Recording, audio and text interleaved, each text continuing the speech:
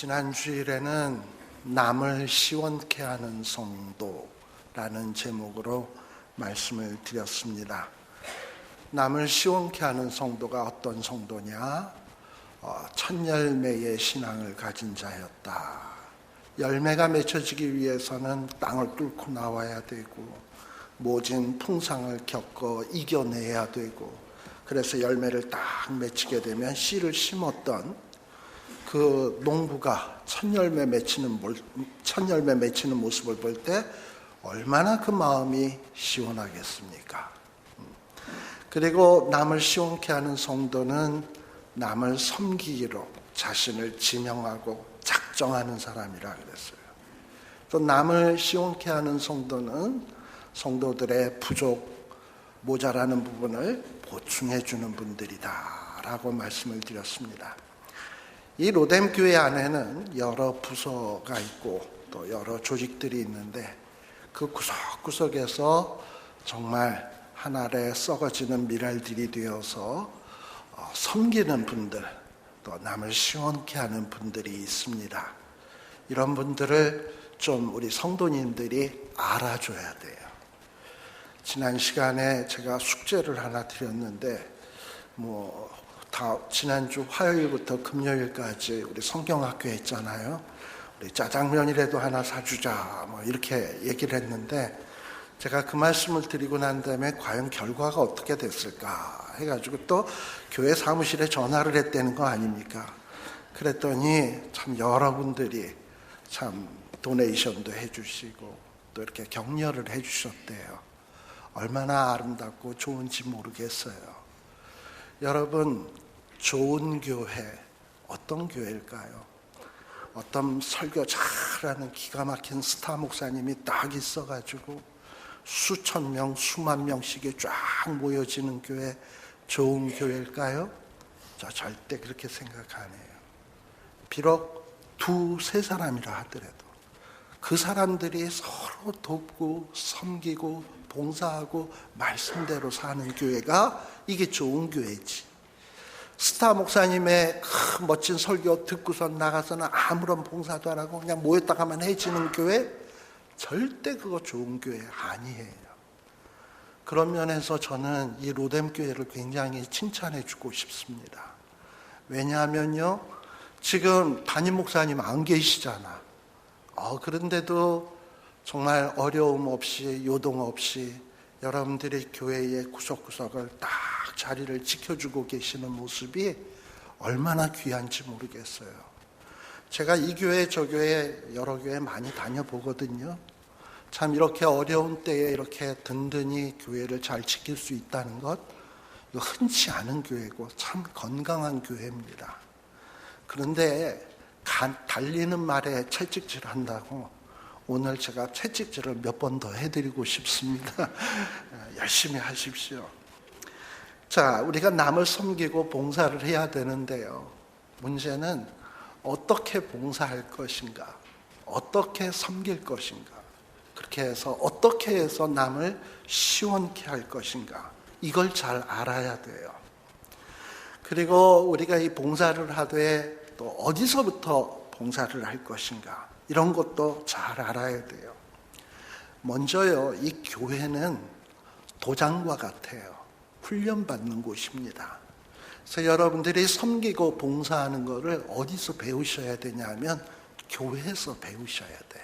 섬기는 거, 봉사하고, 그리고 이런 애쓰는 이런 모든 것들을 이 교회에서 훈련받으시고 해야 되는 거예요. 특별히 이 교회가 또 의미가 있는 것이, 이 교회는 우리 주님께서 피로 값주고 사신 귀한 주님의 몸이에요. 그러니 교회에서 내가 열심히 봉사한다, 섬긴다, 이건 곧 누구를 섬기는 거냐? 이 몸된 교회의 몸이신 주님을 섬기는 것이고 주님을 사랑하는 것이에요. 그래서 참 의미가 있어요. 그래서 여러분들이 이 주님의 몸된 교회에서 형제를 섬기시고 주님을 섬기시고 하는 훈련 잘 받으시고 그것을 여러분들의 생활화 하시는 여러분들 되시길 바랍니다. 우리 하나님께서 우리 사람마다 각각 다양한 달란트, 또 서로 다른 이런 달란트를 주시었습니다. 어떤 사람은 좋은 목소리를 타고 나서 우리 또 이렇게 찬양대 하시는 분도 계시고, 또 어떤 분은 전기, 전자 뭐 이런 걸 또 잘하셔가지고 지금도 저 미디어 부에서 봉사하시는 분 계시고, 또 어떤 분은 또 이렇게 또 요리며 또 이런 걸 또 잘하셔가지고 식당 봉사하시는 분도 계시고 그래요. 이렇게 하나님께서 각기 다양한 은사들을 주셨는데 뭐 하라고? 주님의 몸된 교회를 서로 다르지만 다른 모습을 통해서 우리 한 주님을 열심히 잘 섬기고 또 우리 형제 자매를 사랑하라고, 이렇게 우리 하나님이 다양한 은사를 주신 것입니다. 한번 여러분들 마음에 물어보세요. 나는 내가 받은 달란트로 나의 형제를, 나의 주님을 어떻게 사랑하고 어떻게 섬기고 있는가? 찔려요? 자, 그런데 봉사하는 사람이 알아야 될 4가지 아주 중요한 원리가 있습니다. 봉사라고 해서 무조건 다 좋은 것은 아닙니다. 어떤 봉사는요, 유익을 주지 못하는 이런 봉사도 있어요. 운동장에서 열심히 뛴다고 다 경주가 되나요? 룰대로, 규칙대로 해야지 그게 제대로 된 경주가 되듯이, 이 교회 안에서도 뭐 아침부터 저녁까지 그냥 땀을 뻘뻘 흘리면서 힘써 봉사한다고 다 봉사냐? 꼭 그렇지만은 않은 것 같아요. 하나님의 말씀을 통해서 하나님께서 가르쳐 주시는 이 원리대로, 원칙대로 봉사를 해야 이게 바른 봉사지, 지멋대로 한다고 봉사가 되는 것은 아닙니다. 이 교회마다 이 교회 저 교회 다녀보면 크고 작은 시험들이 참 많이 있어요. 어떤 경우에는 이 사람의 힘으로 수습할 수 없는 정말 어려운 시험을 당하는 교회도 있습니다. 그럼 그런 교회에는 섬기는 자가 없어서, 봉사자가 없어서 시험을 당하는 것인가? 아니에요. 어떤 교회도 다 나름대로 봉사자는 다 있더라고요. 섬기는 사람들이 있더라고요. 문제는 섬기는 자가 얼마나 많으냐 적으냐, 뭐 이 수의 차이는 있지만 나름대로 열심히 봉사자들이 다 교회마다 있더라고요. 그런데 그렇게 봉사자가 있는데 그 교회는 왜 교회가 어려움을 당하는 것인가? 가만 들여다보면 이 하나님께서 가르쳐 주신 원리대로 봉사를 안 해. 열심히는 하는데, 땀 흘리면서 하는데 하나님이 원하는 방식이 아니에요. 어떤 교회는 봉사자가 많아요. 열심도 있어. 근데 그들이 왜 이렇게 텃세를 부려? 열심히 하는 사람들이 텃세를 부려가지고 그 교회에 심한 진통을 겪어요. 예를 들면 이런 거예요. 그 참 교회에서 제일 문제가 많이 발생되는 부분이 부엌 같은 데거든. 이 부엌에 이 또 딱 자리 잡고 있는 이제 그 아주 그냥 주방장 권사님이 계셔. 이분은 수년 동안 식당에서 일하고 이래가지고 뭐 나름대로 노하우가 있어. 근데 어떤 사람도 또 나름대로 식당에서 오랫동안 일했던 분이라 봉사하기 위해서 왔단 말이에요. 그거 뭐 가지고 소금 이렇게 소금을 나중에 치면 어떻고 먼저 치면 어때? 근데 꼭 그런 것 때문에 틀렸다고 텃세를 하면서 알지도 못하면서 이래가지고 그냥 삐져가지고 그냥 그야말로 또 부엌에서부터 또 벌어진 전쟁이 남편들끼리 또 전쟁이 되고 이래가지고 문제가 되는 경우들이 있어요. 교회마다 이 텃세 때문에 얼마나 많은 진통을 겪는지 모릅니다. 텃세가 너무 심해서 교인들만 상처를 입는 게 아니라 어떤 경우에는 교육자들도 진통을 입는 경우가 있습니다. 새로 교육자가 초빙을 받아서 그곳에 가서 몇 년 일을 하다 보면 그 교회에 나름대로 뭐 전통이 있다 뭐가 있다 해가지고 그걸 가지고 막 텃세를 부려가지고 견디다 못해서 밀려서 쫓겨나가는 경우도 있어요. 세교인들이 와도 이 딱 미리 진치고 있는 이분들의 눈에 들질 않으면 그 교회에서 견뎌낼 수가 없어. 이런 교회가 좋은 교회이겠습니까? 아니에요. 그런 교회는 좋은 교회가 아니에요. 문제의 교회예요. 이들의 봉사는 봉사가 아니에요. 잘난 체예요. 자기 과시예요. 쓴뿌리의 노릇을 위해 부지런을 떠는 것과 다를 바가 없어요. 우리는 성경이 가르쳐주는 원리를 따라서 봉사해야 합니다. 성경은 어떻게 봉사하라고 했는가? 여기 오늘 읽은 말씀의 9절에 보게 되면 뭐라고 얘기합니까? 사랑으로 봉사하래요.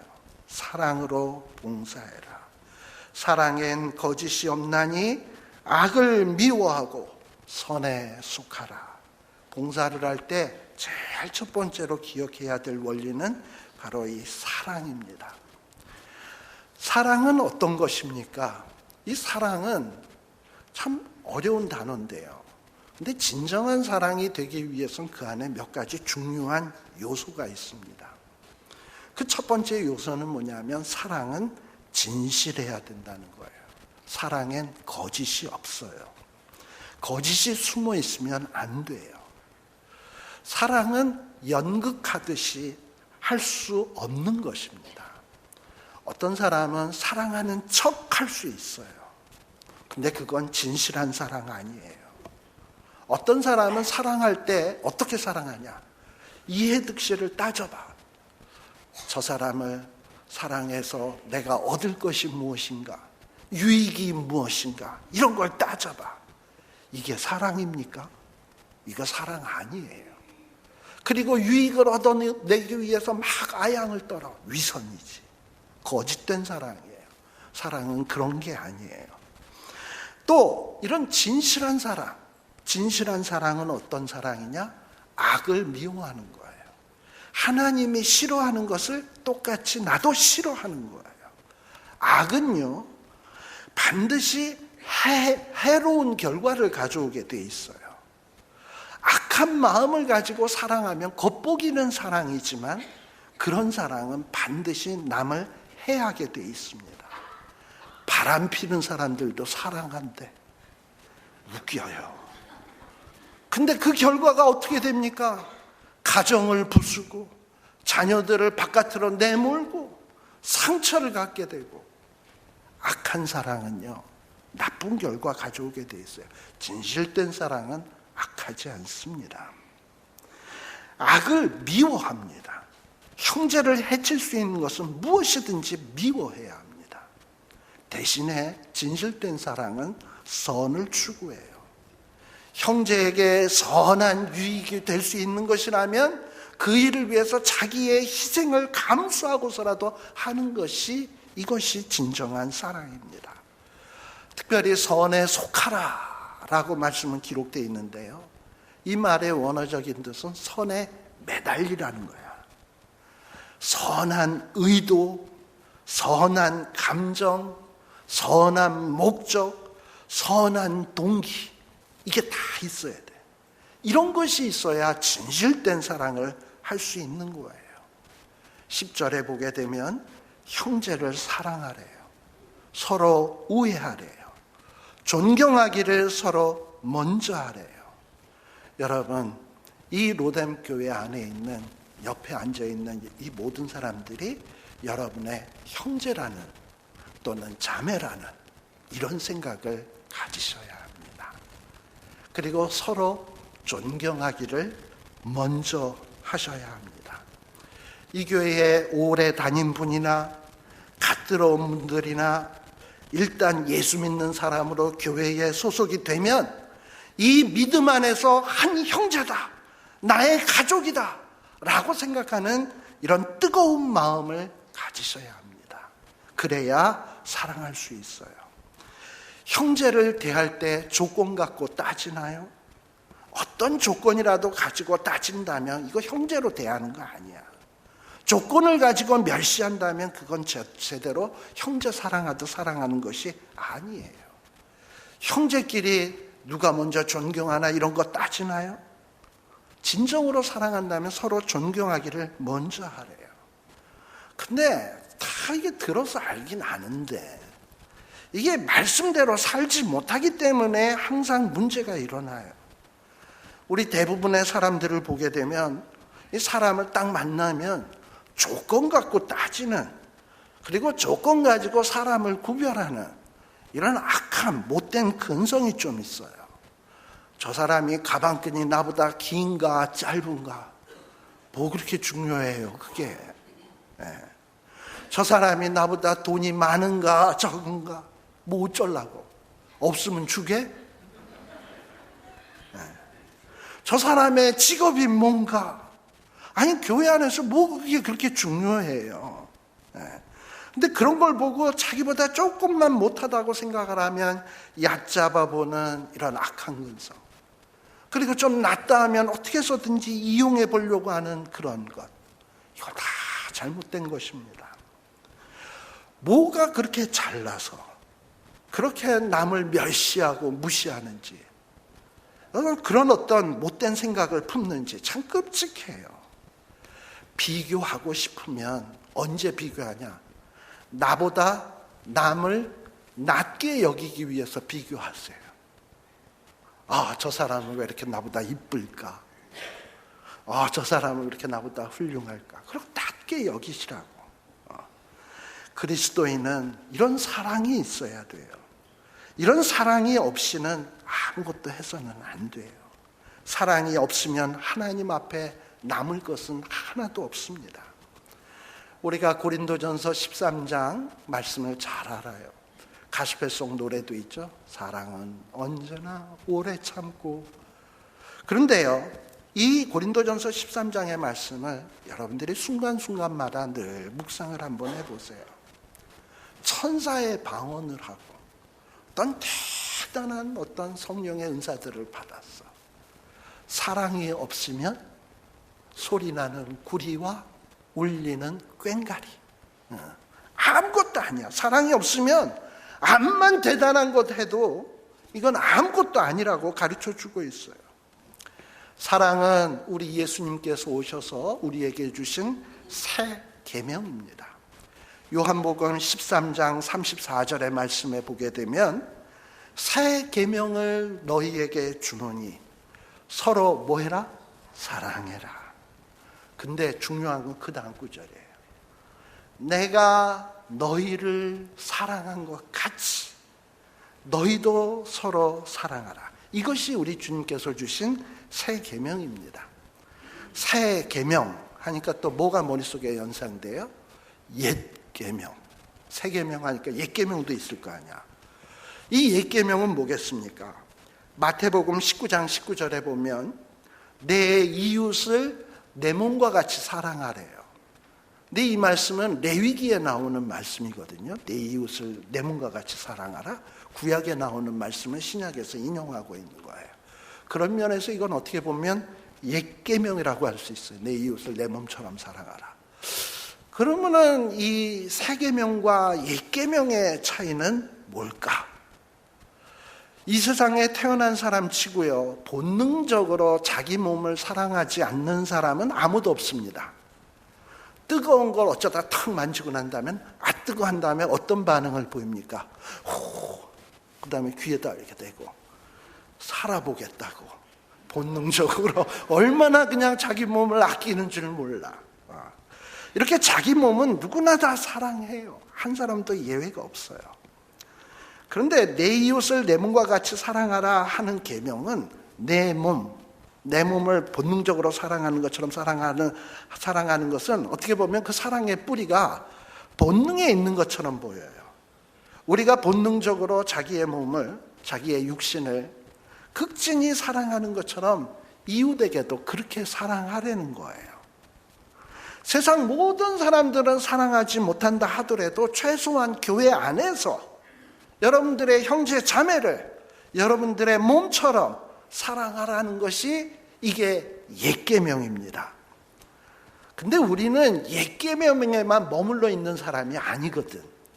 우리는 우리 주님을 믿는 사람으로서 새 계명으로까지 나가야 되거든요. 우리 주님은 말씀하시기를 내가 너희를 사랑한 것 같이 너희도 서로 사랑하라 하면서 옛 계명 다음에 새 계명을 주셨어요. 내가 너희를 사랑한 것 같이. 이게 뭡니까?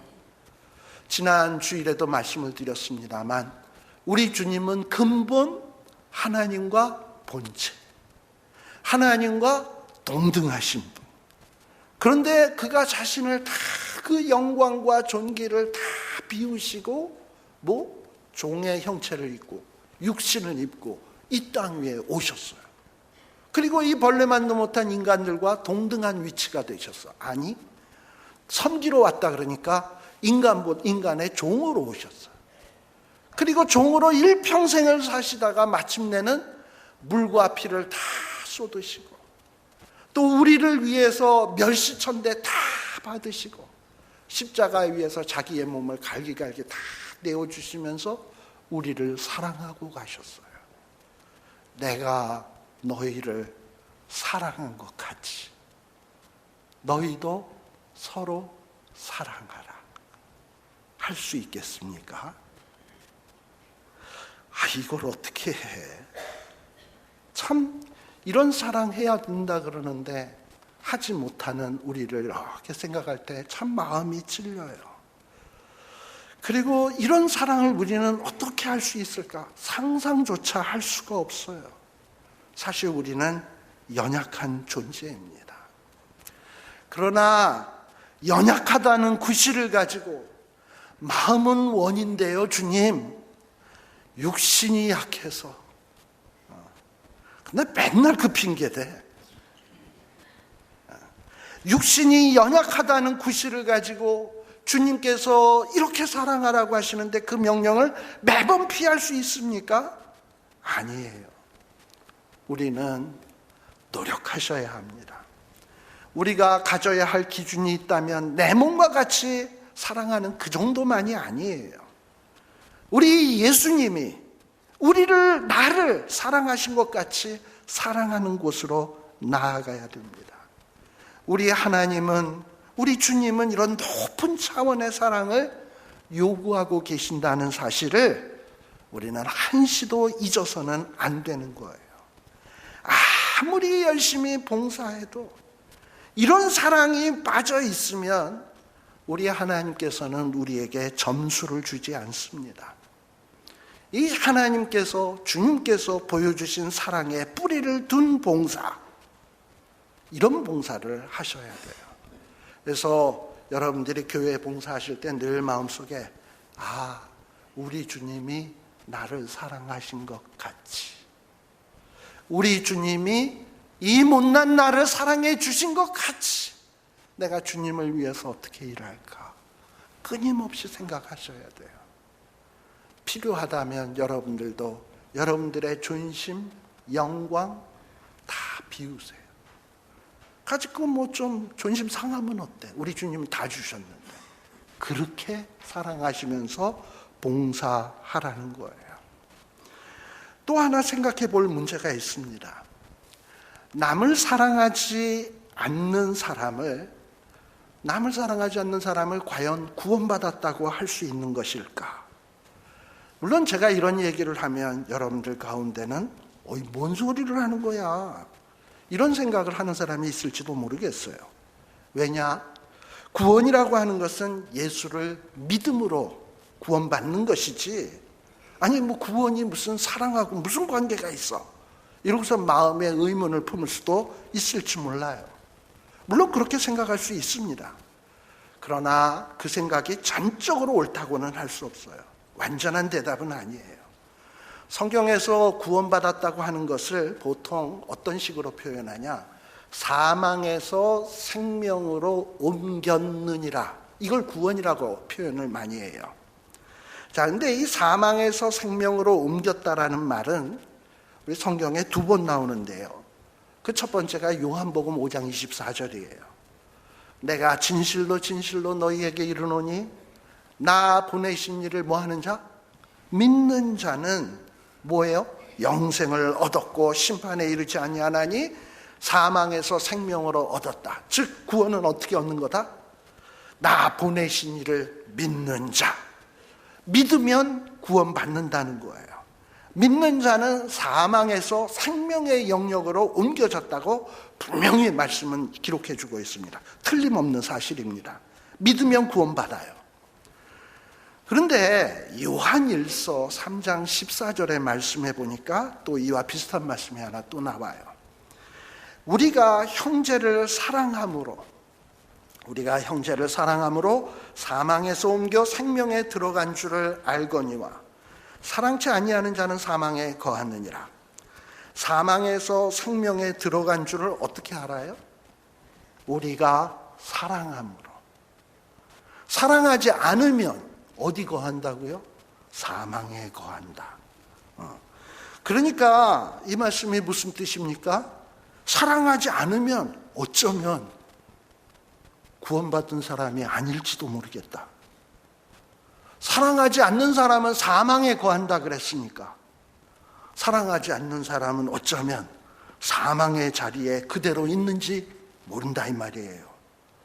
여러분들이 구원받았다는 사실을 밝히 드러내고 싶습니까? 사랑하셔야 돼요. 사랑하는 사람이라야 사망에서 생명으로 옮겼다라는 걸 밝히 드러내는 것이에요. 우리가 구원을 논할 때 따라서 요한복음 5장 24절 아까 먼저 봤던 말씀이죠. 또 요한일서 3장 14절을 같이 고려하면서 검토를 해야 되는 거예요. 예수 믿는 사람은 분명히 사망에서 생명으로 옮겼습니다. 믿음은 사망에서 생명으로 옮겨요. 동시에 그와 같이 사망에서 생명으로 옮긴 사람은 그 구원받은 증거를 사랑으로 실천하게 되어 있습니다. 따라서 예수를 믿는다고는 말은 하는데 사랑하지 아니한다면 과연 그 사람이 구원받은 사람일까? 한번 의문을 제기해 볼 수도 있는 것입니다. 그만큼 우리 예수 믿는 사람에게 있어서 사랑은 중요해요. 또 흔히들 구원이 무엇인가 하고 이야기를 하면 죽지 않고 영원히 사는 것이라고 말을 해요. 근데 영원히 사는 것이 구원이라고 이야기를 하면 어떻게 보면 이상한 얘기가 될 수도 있어요. 왜냐하면 예수 믿는 사람만 영원히 사는 게 아니에요. 불신자도 죽었다가요 부활해요. 근데 그 사람들은 부활한 다음에 어디 가 계시냐? 뜨끈뜨끈한 데 가 계셔요. 영원히 그곳에서 괴로워하면서 지내요. 근데 시간적으로는 영원이에요, 그 사람들도. 그렇기 때문에 구원을 이야기할 때 시간만 가지고 논해서는 안 돼요. 어떻게 영원히 사는가 하는 그 영원의 퀄리티, 질, 이걸 가지고 논해야 돼요. 어떤 삶의 질을 가진 영혼이냐, 이게 문제예요. 근데요, 성경에서 말씀하시길 이 영원한 삶의 질을 결정하는 것이 뭘까요? 사랑이에요. 사랑. 우리가 천국에서 영원히 산다고 할 때 그것이 축복이 되는 이유가 무엇인 줄 아세요? 이 천국에는 하나님의 그 무한한 사랑이 있어. 말할 수 없는 그 사랑이 있어.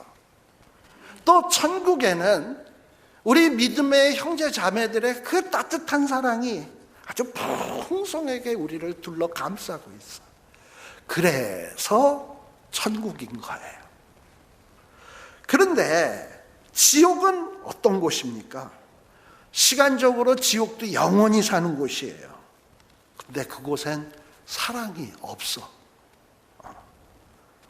사랑이 없는 곳에서 영원히 살아야 한다는 것이 이게 얼마나 무서운 저주입니까? 교회? 이 교회도 마찬가지예요. 사랑이 없는 교회. 그냥 생하고 찬바람만 돌아.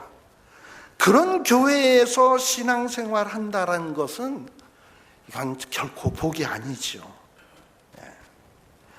여러분은 여러분 자신에게 물으셔야 합니다. 누가 나를 사랑해 주기 이전에 내가 남을 진실되게 사랑하고 있는가? 나는 내 옆에 앉은 분들을 남이라고 생각하지 아니하고 정말 내 형제 자매라고 생각하는 그런 의식이 있는가? 난 내 마음속에 진정 악을 미워하는 그런 사랑이 있는가? 형제를 해하는 그런 악을 미워하는 그런 사랑이 있는가? 정말 내가 남을 나보다 먼저 존경하는 그런 사랑이 있는가? 여러분들이 정말 구원을 받았습니까? 구원 받으셨다면 그 증거를 무엇으로 보여줄 수 있나요? 나는 예수 믿어. 물론 좋은 증거예요. 그러나 거기서 끝나시면 안 돼요. 여러분들이 구원 받으셨습니까? 그랬더니 예. 어떻게 알아요? 나는 내 형제, 로뎀의 형제, 로뎀의 자매를 정말 사랑합니다. 그리고 이 로뎀의 교회를 진심으로 사랑합니다. 저는 이 로뎀의 성도입니다. 이 로뎀을 사랑하는 성도입니다. 고로 나는 구원받았습니다 라고 고백할 수 있는 여러분 되시길 간절히 바랍니다. 11절에 보면 열심으로 봉사하래요. 사랑으로 봉사해야 되지만 또 열심으로 봉사하래요. 부지런하여 게으르지 말고 열심을 품고 주를 섬기래요. 여기서 이 열심을 품고라는 말은 어떤 뜻이냐? 이 가슴에, 이 심령 속에 불을 안고 라는 이런 뜻이에요. 신학적으로 표현한다면 이런 표현이겠지. 성령이 충만해가지고 그냥 가슴이 뜨거운 어떤 이런 상태. 그리스도인은요, 어떻게 보면 이 자기의 마음속에, 심령 속에 뜨거운 불을 가진 사람입니다. 보통 은혜 받은 사람은 어떤 사람이냐? 뜨거운 열정이 있는 사람이에요. 그래서 교회를 어떤 사람이 미지근하게 다녔어, 그동안에. 참 왔는 둥 마는 둥 눈에도 띄지 않게 미지근하게 다녔는데 어느 날 갑자기 이 사람이 막 그냥 열심을 내기 시작하고 막 그러는 거예요. 그렇다면 그 사람은 분명히 어느 순간에 은혜를 받은 거예요. 은혜 받은 사람임에 틀림이 없어요. 열심을 내면 그 사람은 은혜 받은 사람이에요.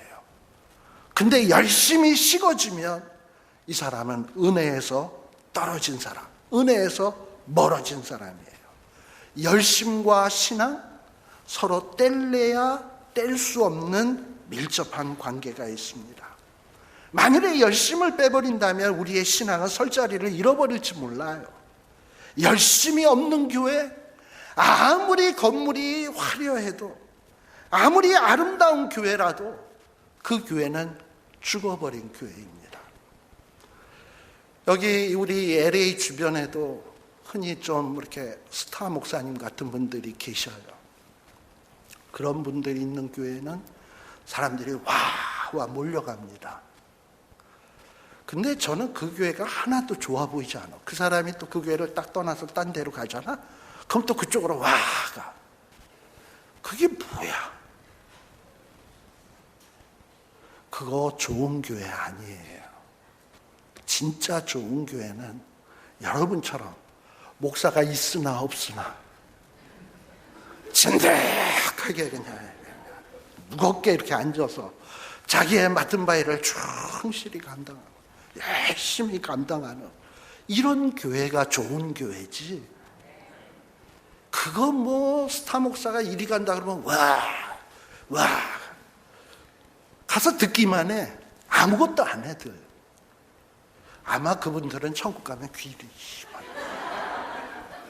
그거 좋은 교회 아니에요. 정말로 좋은 교회는 각각의 모든 성도들이 열심히 있는 교회. 이런 교회가 좋은 교회입니다. 우리 주님께서는 아주 미지근한 거를 지독하게 싫어하는 것 여러분들 잘 아시죠? 계시록 3장 15절에서 16절에 보면 우리 주님께서 라오디게아 교회를 향하여 얼마나 정말 신랄하게 책망하셨습니까? 네가 차지도 않고 덥지도 않다. 차라리 차든지 더웁든지 하기를 원한다. 내가 이같이 미지근하고요 더웁지도 아니하고 차지도 아니하니 내 입에서 너를 토하여 내치리라. 우리 주님이니까 이렇게 점잖게 표현하셨지. 라오디게아 교회 와서 이러고서 가는 거랑 똑같은 거예요. 보면 구역질이 나는 거예요. 우리 주님이 보실 때 말씀만 뭐 좋다고 따라가는 거, 그리고 봉사, 충성, 섬김, 사랑 없어. 듣기만 해 맨날. 뭘 우리 주님이 좋아하시겠어요? 그런 거 좋아 안 해요. 우리 주님이 토하여 내친대요. 우리 주님께서 열심히 없이 교회 다니는 거 못 봐주시겠대요. 열정이 담겨져 있지 않은 찬송, 기도, 그런 예배 제발 하지 말라는 거예요. 열심히 없고 봉사 잘하지 않는 사람이 가까이 오는 것조차 싫다는 거예요. 구역질 난다는 거예요. 열심히 없는 사람을 주님이 얼마나 싫어하는지 아시겠지요? 근데 불행히도 우리 기독교의 역사, 우리 한국교회의 역사를 살펴봐도 그래요. 이 교인들 가운데 남다른 열심을 가지고 막 주를 섬기고 봉사하려는 사람이 있는데요. 근데 많은 성도들이 그런 사람을 보면서 좀 은근히 멸시하는 경향이 있어. 교회마다 좀 그런 경향들이 좀 있어요. 특히 뭐 모두 다 그런 것은 아닌데요. 좀 배웠다 하는 사람들, 유식하다가 하는 사람일수록 좀 이렇게 열심을 내는 사람을 은근히 멸시하고 경시하는 이런 풍조가 좀 있어요. 우리 로덴교회는 안 그렇죠? 네. 근데 대답이 네. 그래서 뭔가 광신자 티를 내지 않고 조용하게 다니는 사람을 신사적인 그리스도인이라고 생각을 해요. 근데 과연 그래요? 그러면 착각이에요. 주님은 조용하게 얌전하게 교회만 왔다가 싹 앉았다가 싹 돌아가는 이런 스타일 사람 과연 좋아하시냐? 그렇지 않아요. 병든 열심이라는 게 있습니다. 병든 열심. 이것도 우리가 경계해야 될 것인데, 가정에서는 전혀 모범이 되지 못하는 남편 또는 아내. 근데 이 양반들이 교회 오면 이렇게 막 펄펄 나는 거야. 집안에서는 뭐 제대로 하는 거 쥐뿔도 없으면서. 아마도 집안에서 인정 못 받으니까 교회 와서 인정받으려 그러나 보죠. 자식들한테 손가락질 받으니까 교회 와서 칭찬받고 싶은가 보죠. 그건 분명히 병든 열심 맞습니다. 말 함부로 하고 남에게 상처 주고 그런데 또 교회 와서는 또 열심이야. 병든 열심이에요. 주님이 기뻐하시는 열심은 사람들한테도 칭찬 듣고 사람들에게도 덕이 되고 그리고 하나님께도 기쁨을 주는 그런 열심이어야 합니다. 여러분들이 그런 열심이 있는 성도가 되시라 이 말이에요. 이민교회의 문제점이 무엇입니까? 제가 지난번에도 말씀드렸지만 많은 분들이 한국에서 내가 몸담고 있던 교회들을 떠나왔기 때문에 한 번 떠나기가 무섭지 두 번, 세 번 떠나는 거 우스워지거든요. 그래서 한 번 이렇게 떠나오고 나니까 이미 미국에 있는 교회는 내 고향 교회 같다라는 생각이 안 들어. 그래서 조금 어려운 일이 생긴다든지 시험이 생기면 또 얼마든지 떠날 수가 있어. 그래서 오늘은 이곳, 내일은 저곳 이러고 막 이렇게 다녀요. 근데 뭐 이곳저곳 다녀봐야 뭐 문제 없는 교회 있나요? 다 이 교회 가도 이런 문제, 저 교회 가면 저런 문제 있게 돼 있거든. 그러면서 다들 이민교회 다니는 사람들 가운데 깨닫는 노하우, 어떤 이 나름대로의 노하우가 있어요. 아, 교회는 가까이 하기엔 너무 먼 당신이구나.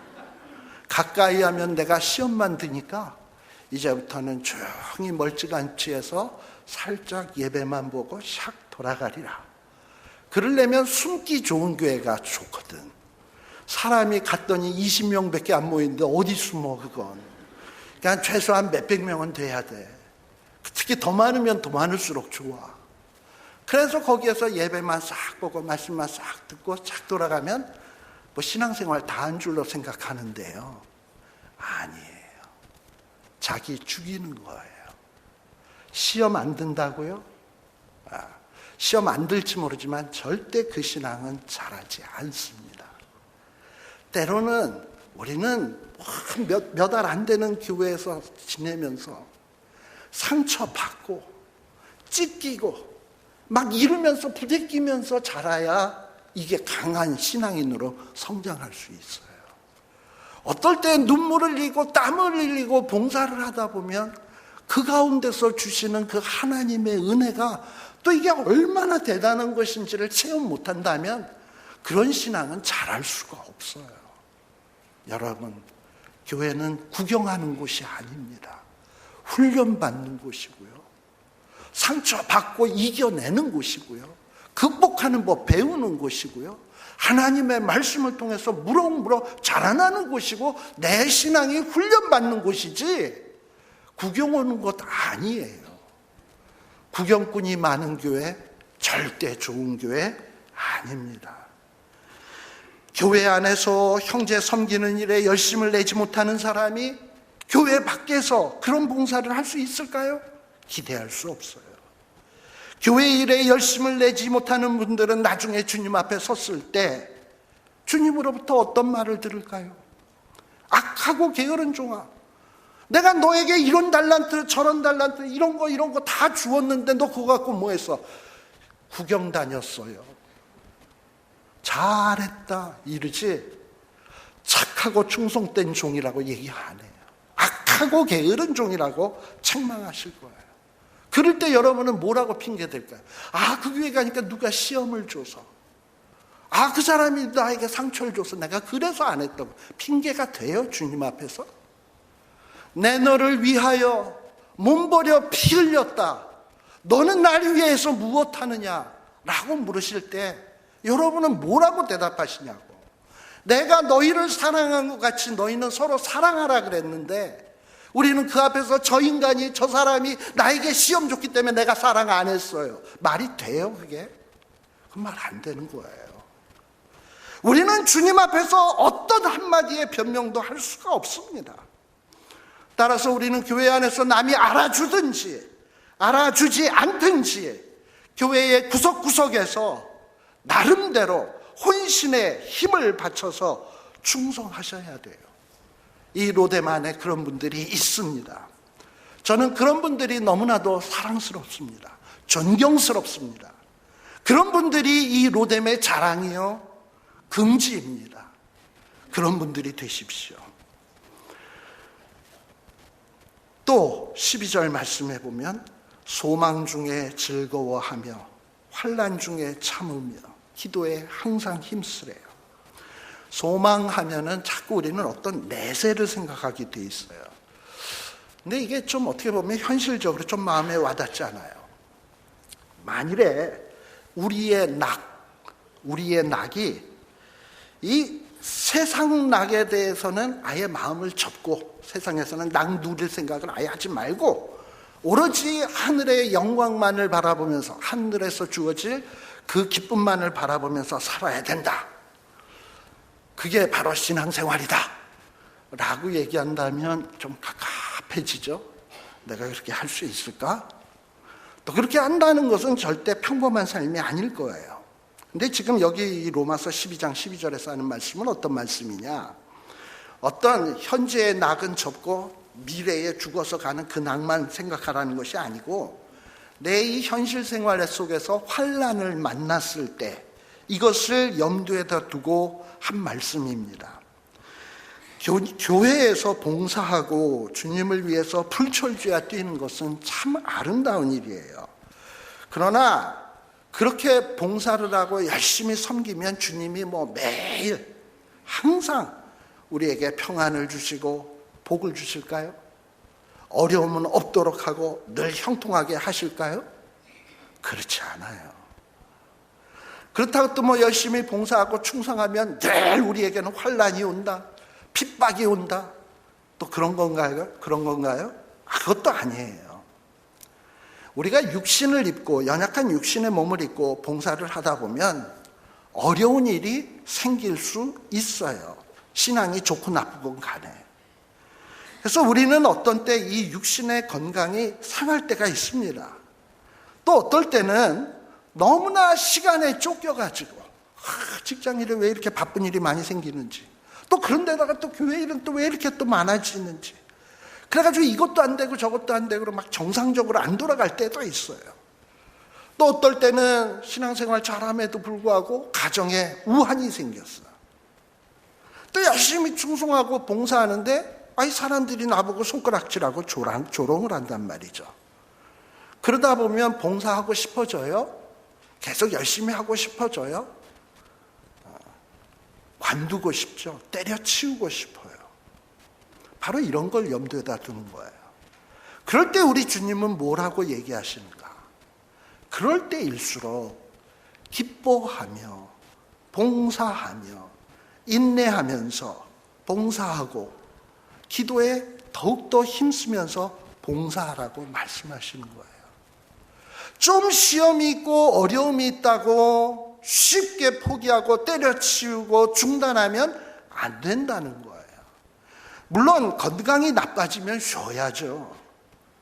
그런데 얼마든지 이겨낼 수 있는 요만한 고통만 와도 그냥 그 작은 어려움을 핑계로 대가지고 일을 때려치우는 이런 바보 같은 짓을 하는 사람들이 있다 이 말입니다. 어려워도 봉사해야 돼요. 혹시 우리 가운데 어떤 핑계 때문에, 어떤 이유 때문에 봉사를 그만둔 분이 있을 거예요. 또 어떤 분은 내가 은사가 없어서 그만둔 분도 있을지 모르겠습니다. 그렇다면요, 자기에게 맞는 은사, 자기가 받은 은사에 맞는 그 봉사의 영역이 뭔가 찾아보세요. 그리고 그 봉사의 영역을 찾아서 다시 그 일을 하세요. 제가 사는 곳이 벨리거든요. 그라나다 힐에 사는데 거기에 제가 모 교회를 출석을 하고 있습니다. 아주 급성장한 교회입니다. 근데 그 교회에 참 귀한 특징이 하나 있어요. 봉사자들이 많아. 근데 그 중에는 어떤 분들이 워낙에 또 쟁쟁한 분들이 많으니까 좀 눈에 띄는 봉사부서는 꽉꽉 찼을 거 아니야. 봉사는 하고 싶은데 할 자리는 없는 것 같고. 이러니까 이 사람이 뭐 하냐.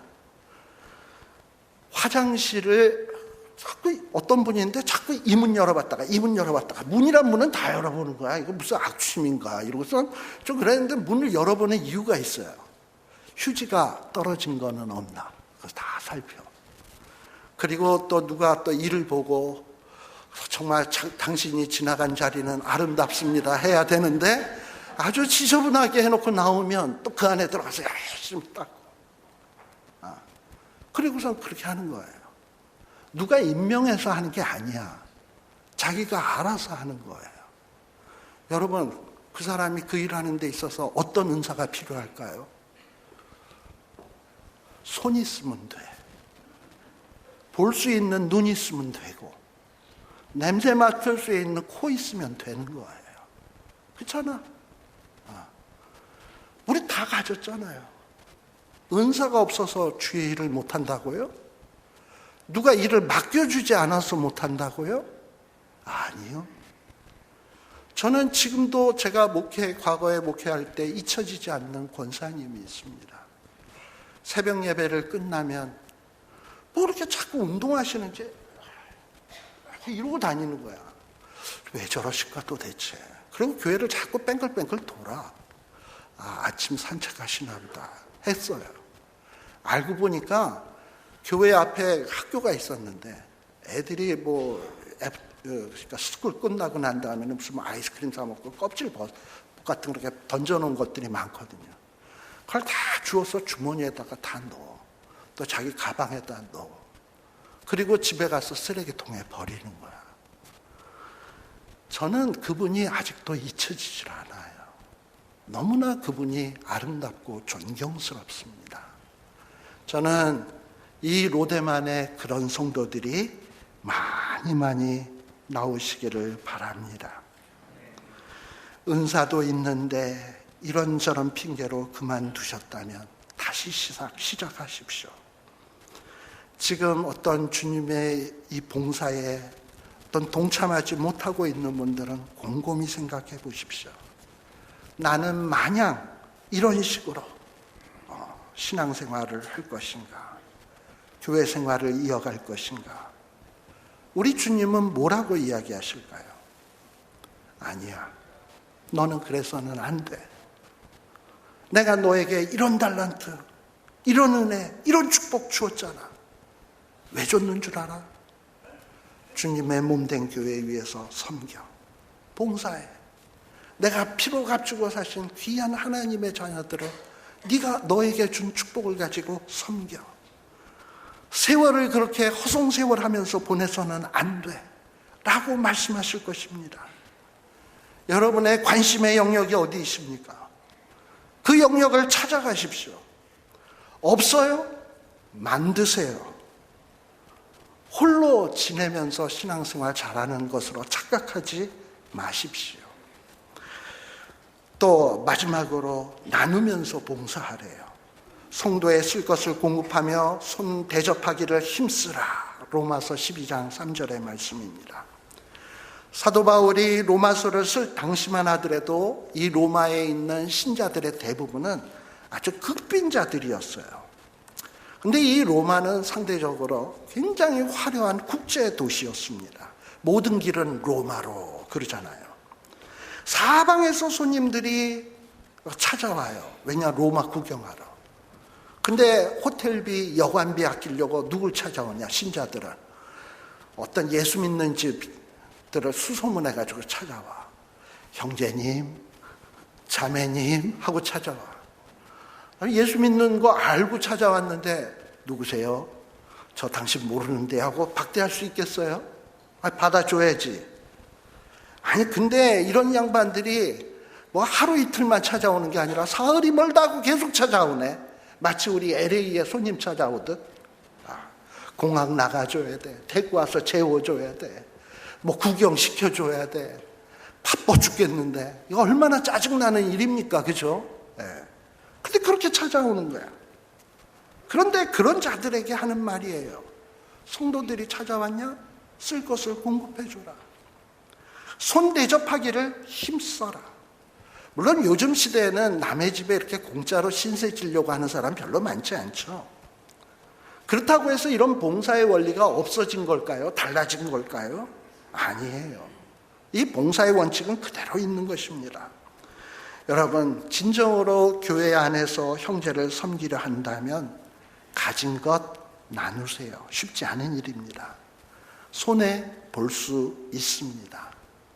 그러나 손해 보는 거 우리 하나님이 몇 배, 몇 갑절로 갚아 주십니다. 믿으세요. 입에 발린 말로만 봉사하지 마세요. 빚 좋은 개살구입니다. 여러분들이 귀한 것 남도 귀하게 여겨요. 줘보세요. 나중에 받습니다. 이런 어떤 봉사, 이런 희생, 이런 섬김, 손에 있는 것을 꽉 쥐고 내놓지 않으면서 나는 남을 섬긴다? 우리를 섬기셨던 주님을 따라간다? 말이 안 되는 거지요. 만일에 교회가 말로만 그런다면 어떻게 세상에서 빛이 되고 소금이 되겠습니까? 여러분, 이 로데만에서 훈련 받으십시오. 봉사하는 법 배우세요. 봉사하는 것 훈련하세요. 그러면 여러분들이 이 세상에서도 할 수 있습니다. 저 뭐 이 교회를 위해서 저는 여기 또 떠날 사람이거든. 사실이니까 얘기하는 거예요. 여러분들 섬기는 법 배우시고 훈련하시고, 특히요 우리 목사님 안 계실 때 얼마나 좋아. 열심히 시키지도 않는데 알아서 하는 거 훈련하세요. 그러다가 새로 목사님이 딱 부인해서 딱 보니까 그냥 전 교인의 그 뭐라 그래야 돼? 전 교인의 간부와 아니 주인화 뭐 그런 거 있죠. 전 교인이 봉사자야. 그 목사님 얼마나 신나겠습니까? 여러분들을 위해서 얼마나 말씀을 힘있게 증거하겠습니까? 또 여러분들은 또 목사님의 마음을 시원케 하고, 목사님은 말씀으로 여러분들의 마음을 시원케 하고, 그래서 이 로데메 교회가 불같이 활활 일어나는 이 지쳐있는 이민사회에 그 로뎀의 쉼터를 제공할 수 있는 이런 교회로 여러분들 성장하는 거 꿈꿔보십시오. 얼마나 기분 좋습니까? 이런 교회 만드는데 여러분들이 일조하시길 바랍니다. 다시 한번 교회 봉사의 4가지 원리를 정리해 봅시다. 사랑하십시오. 사랑하면서 봉사하십시오. 열심히 봉사하십시오. 뜨거운 마음으로 열심히 봉사하십시오. 어려운 일 반드시 있습니다. 그러나 어려워도 봉사하십시오. 귀한 것 하나님이 주셨습니까? 나누십시오. 나누시면서 봉사하십시오. 그래서 이 교회 안에 있는 모든 성도를 시원케 하시는 이런 여러분들 되시기를 주의 이름으로 간절히 축원드립니다. 기도하겠습니다.